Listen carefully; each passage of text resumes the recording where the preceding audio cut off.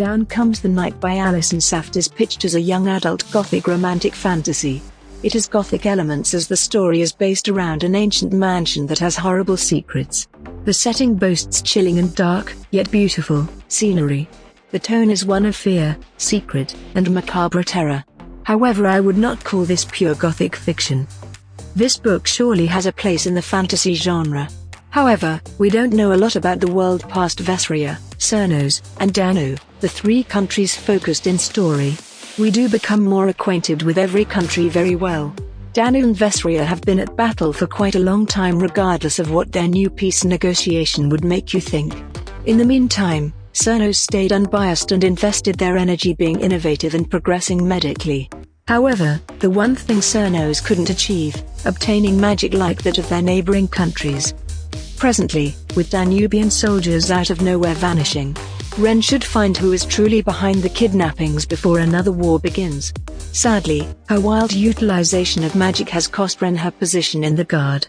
So, when a letter shows up from Cernos promising a partnership in return for her healing skill, she hopes to make up for herself and conceivably prevent a huge number of innocent lives from being lost.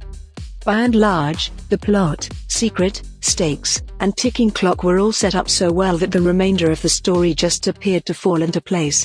Furthermore, the characters. I adored every one of them.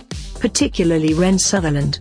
I've seen a few reviews saying that Ren is too eye-roll-worthy in the first place or that her background isn't fleshed out enough.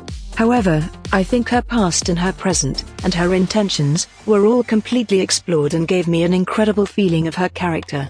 Indeed, she commits errors and is impulsive, particularly in the first half of the story, however she learns and develops based on her experiences and emotions. While Down Comes the Night is likewise pitched as a romantic story, the romance is really my solitary criticism of the book. I basically do not feel the chemistry between Ren and Hal.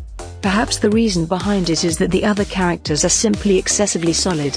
I think, the fundamental selling point for Down Comes the Night is that everything comes together so perfectly.